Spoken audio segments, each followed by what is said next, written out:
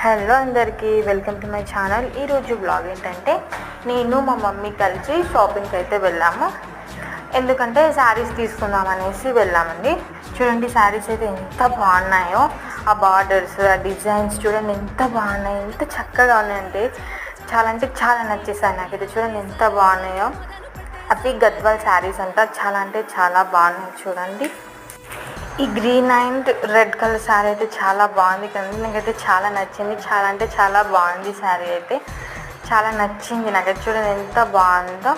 మీకు కనుక నా వీడియో నచ్చినట్లయితే లైక్ చేయండి. Thank you. చూడండి మనకు ఏ కలర్లో అంటే ఆ కలర్ శారీస్ అక్కడ అవైలబుల్గా ఉన్నాయి.